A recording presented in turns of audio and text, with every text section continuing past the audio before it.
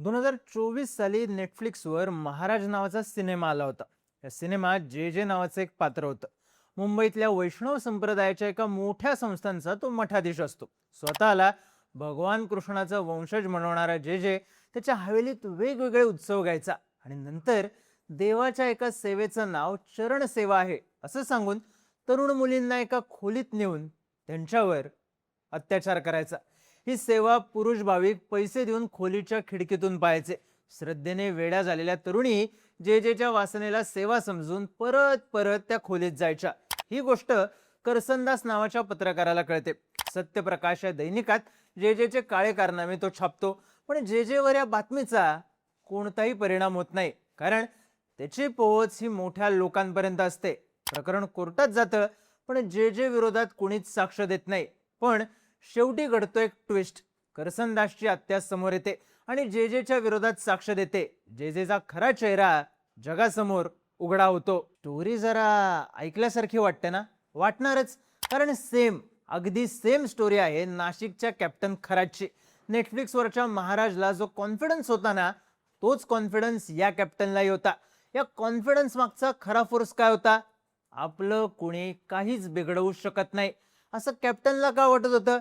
कॅप्टनच्या मागे अशी नेमकी कोणती शक्ती होती हे अद्याप कोडं जरी असलं तरी कॅप्टनचे व्हायरल होणारे फोटो या प्रश्नांची उत्तरं नेमकी काय असतील याचा अंदाज देतात.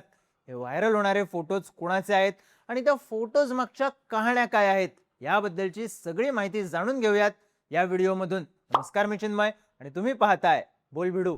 तत्कालीन मुख्यमंत्री आणि विद्यमान उपमुख्यमंत्री एकनाथ शिंदे, भाजपचे ज्येष्ठ मंत्री राधाकृष्ण विखे पाटील, महिला आयोगाच्या अध्यक्ष रुपाली चाकणकर, शरद पवार गटाचे नेते जयंत पाटील, खासदार निलेश लंके, माजी आमदार बबनराव घोलप, माजी मंत्री माणिकराव कोकाटे आणि चक्क केंद्रीय कृषी मंत्री शिवराज सिंह चौहान ही नावं आणि त्यांचे व्हायरल होणारे फोटो मधला समान धागा एकच, कॅप्टन खरात.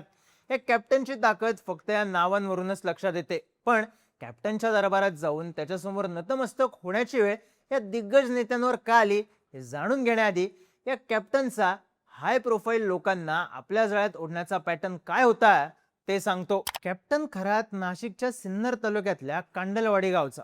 22 वर्षांनी मर्चंट नेव्हीतून रिटायर झाला. आध्यात्मिक गुरुकडून दीक्षा घेतली. 4 शिवमंदिरं बांधण्याचं वचन गुरुला दिलं.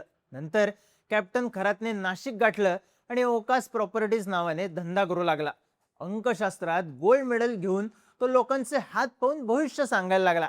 कॅप्टनची भविष्यवाणी खरी होते अशा चर्चा नाशिक परिसरात व्हायला लागल्या आणि कॅप्टनचं वातावरण तयार व्हायला लागलं. ऑफिसचं रूपांतर एखाद्या मठासारखं झालं. तिथं कॅप्टनच्या भक्तांची गर्दी वाढू लागली. नंतर तर या कॅप्टन मध्ये काहीतरी दैवी शक्ती आहे अशा चर्चा होऊ लागल्या. मग एक एक करत परिसरातले बडे लोक कॅप्टनला हात दाखवायला यायला लागले आणि मग तर कॅप्टनच्या कल्ट भक्तांचा वर्ग तयार झाला. भक्तांनी दिलेल्या अफाट देणगीच्या जोरावर मिरगावमध्ये 15 एकर जमीन विकत घेतली. तिथं ईशान्येश्वर महादेव मंदिर उभारलं. ह्याच मंदिरावर मोठमोठ्या नेत्यांची रेलचेल सुरू झाली. सरपंच, जिल्हा परिषद सदस्य, नगरसेवक, राष्ट्रीय पक्षांचे अनेक पदाधिकारी येऊ लागले. मग काय, कॅप्टनला जणू राजाश्रय मिळाला. जिल्ह्यातल्या आमदार आणि खासदारांपर्यंतही कॅप्टनची ख्याती पोहोचली. राष्ट्रवादी काँग्रेस शरदचंद्र पवार गटाचे खासदार निलेश लंके, माजी आमदार बबनराव घोलप आणि माजी मंत्री माणिकराव कोकाटे कॅप्टनला आपला हात दाखवून भविष्य जाणून घेण्यासाठी यायला लागले. पण हे नेते नाशिक परिसरातलेच असल्याने कॅप्टन अजून नाशिकच्या बाहेर ओळखला जात नव्हता. मग अशातच एक दिवस महायुती सरकारमधले मंत्री दीपक केसरकर शिर्डीला आले. त्यांना एका कार्यकर्त्याने कॅप्टन खरातबद्दल माहिती सांगितली. ईशान्येश्वर मंदिराला भेट देण्याची विनंती केली. केसरकरांनी त्या विनंतीला मान दिला आणि ईशान्येश्वर मंदिर गाठलं. तिथं गेल्यावर केसरकरांनी कॅप्टन खरातला आपला हात दाखवला. कॅप्टनने केसरकरांना भविष्य सांगितलं आणि तेवढ्यावर केसरकर कॅप्टनचे भक्त झाले.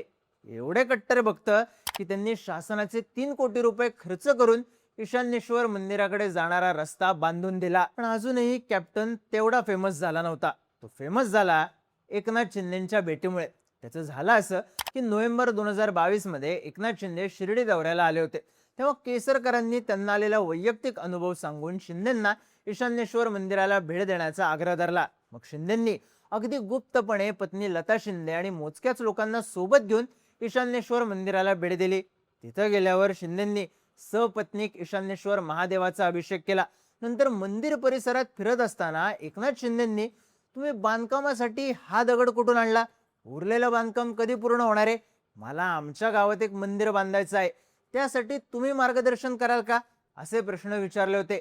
पण शिंदेंनी अगदी गुप्तपणे घेतलेल्या या भेटीची बातमी फुटली, व्हायरल झाली आणि त्या बातमी सोबतच राज्यभरात कॅप्टन खरातही व्हायरल झाला. कॅप्टनचं वलय वाढत गेलं. त्याच्या कॉन्टॅक्ट मधलं आणखी एक नाव होतं राज्य महिला आयोगाच्या अध्यक्षा रुपाली चाकणकर. त्या कॅप्टनच्या एवढ्या कट्टर भक्त की त्यांनी कॅप्टनच्या वाढदिवशी केलेल्या भाषणात बोलून दाखवलं, माझ्यावर बाबांचे खूप आशीर्वाद आहेत आणि आज मी राज्य महिला आयोगाची अध्यक्ष आहे, ही पण कॅप्टन खरातांच्या आशीर्वादाने आहे. आता हाच फोटो बघा. पावसाळ्याच्या दिवसात रस्त्यावर एका ठिकाणी गाडीच्या शेजारी उभ्या असलेल्या कॅप्टनच्या डोक्यावर चाकणकरांनी छत्री धरली. हा फोटो चाकणकरांची कॅप्टनवर असलेली श्रद्धा दाखवतो. त्यानंतर ईशान्येश्वर मंदिरात लावलेल्या शिवनिका संस्थान ट्रस्टच्या सदस्यांची नावं असलेला फोटो व्हायरल झाला. त्यात 4थ्या क्रमांकावर रुपाली चाकणकरांचं नाव आणि फोटो आहे. त्यानंतर व्हायरल झाला एक व्हिडिओ ज्यात रुपाली चाकणकर यांनी कॅप्टनचे पाय धुतले. निमित्त होतं चाकणकरांच्या मुलाच्या लग्नाचं. पती निलेश चाकणकर यांच्यासोबत जोडीने आणि मोठ्या आस्थेने रुपाली चाकणकरांनी कॅप्टनचे पाय धुतले. आता इंटरेस्टिंग गोष्ट म्हणजे तिथे कॅप्टनच्या शेजारच्या खुर्चीत खासदार निलेश लंके बसलेले दिसत आहेत. लंकेंच्याच अजून एका फोटोमध्ये ते कॅप्टन खरात आणि त्याची पत्नी कल्पना खरात या दोघांच्या गळ्यात एक मोठा हार घालताना दिसले. हा फोटो समोर आल्यानंतर निलेश लंके कॅप्टनचे भक्त होते हे स्पष्ट झालं. त्यानंतर आला मंत्री दीपक केसरकरांचा फोटो. या फोटोत केसरकर एकनाथ शिंदेच्या शेजारी उभे असलेले दिसले. अजून एका फोटोमध्ये एकनाथ शिंदे पत्नी लता यांच्याबरोबर महादेवाचा अभिषेक करताना दिसले, तर त्यांच्या शेजारी दीपक केसरकर आणि मंत्री राधाकृष्ण विखे पाटील हातात फुलं घेऊन बसलेले दिसले. याच फोटोत कॅप्टन खरात एक हात खिशात घालून राधाकृष्ण विखे पाटलांच्या मागे उभा असलेला दिसला. कट्टर पुरोगामी विचारांचे नेते जयंत पाटील कॅप्टनच्या भेटीला गेलेले, तेव्हाही रुपाली चाकणकर उपस्थित होत्या. तर उद्धव ठाकरे गटाचे आमदार मिलिंद नार्वेकर यांचे कॅप्टनच्या दरबारात जाऊन आरती करतानाचे फोटो व्हायरल झाले, तेव्हा अनेकांना धक्का बसला. त्यामुळे थोडक्यात काय तर अशोक खरातच्या भक्त मंडळींमध्ये कोण कोण या प्रश्नाचं उत्तर मिळालं की खरातमध्ये त्या नेटफ्लिक्सच्या महाराजासारखा कॉन्फिडन्स कुठून आला होता याचं उत्तर मिळून जातं. त्यात खरातच्या चौकशीत त्याच्याकडे 100 पेक्षा जास्त आक्षेपार्ह व्हिडिओ असल्याचं सांगितलं जातंय. आता पोलिसांनी त्याचा चेला आणि महिलांचे व्हिडिओ व्हायरल करण्याची धमकी देणारा नीरज जाधव यालाही अटक केली. त्यामुळे भक्त मंडळींमध्ये कुणाकुणाची नावं ऍड होतात आणि कॅप्टन खरातच्या जोरात असलेल्या भक्तीच्या विमानातून अजून कोणकोणत्या नेत्यांचे फोटोज बाहेर येतात हे वेळ आल्यावरच कळेल. कॅप्टन खरातच्या संपूर्ण प्रकरणाविषयी तुम्हाला काय वाटतं? तुमची मतं आणि प्रतिक्रिया कमेंट करून नक्की सांगा आणि माहितीपूर्ण व्हिडिओज पाहण्यासाठी बोलबिडूच्या YouTube चॅनलला सबस्क्राईब करायला विसरू नका.